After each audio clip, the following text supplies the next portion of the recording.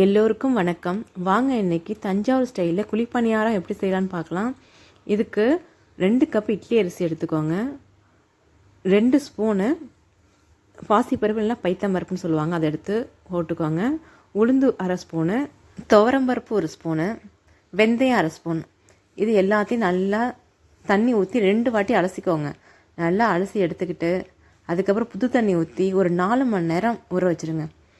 நல்லா எல்லாம் ஊறி வந்ததுக்கப்புறம் மிக்சியில் போட்டு நல்லா நெய்வாக அரைச்சி எடுத்துக்கோங்க. அடுத்ததாக 1/2 மூடி தேங்காய் எடுத்து நல்லா துருவி எடுத்துக்கோங்க.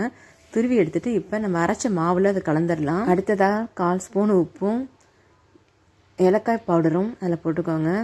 இப்போ 2 கப் வெல்லம் எடுத்துருக்கேன். இதுக்கு 2 கப் வெல்லத்தை தண்ணி ஊற்றி கொதிக்க வச்சுட்டு வடிகட்டி எடுத்துக்கோங்க. வடிகட்டி எடுத்து அதில் ஊற்றிக்கோங்க. இப்போ எல்லாத்தையும் நல்லா கலந்துக்கிட்டு நீங்கள் வெல்லத்துக்கு பதிலாக கருப்பட்டி கூட சேர்த்துக்கலாம். இதுக்கு நான் வெல்லம் தான் சேர்த்துருக்கேன்.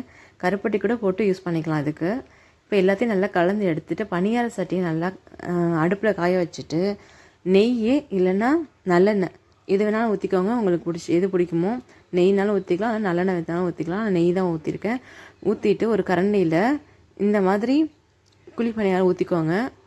ஊற்றி எடுத்துகிட்டு நல்லா வெந்ததுக்கப்புறம் திருப்பி போட்டு ஸ்பூனும் எல்லாம் கத்தி வச்சுக்கோங்க. திருப்பி போட்டுட்டு நல்லா வெந்ததுக்கப்புறம் எடுத்துருங்க. அவ்வளோதான். இது ரொம்ப ஈஸியாக செஞ்சு முடிச்சிடலாம். இதே மாதிரி இதே அளவோடு செஞ்சு பாருங்கள்.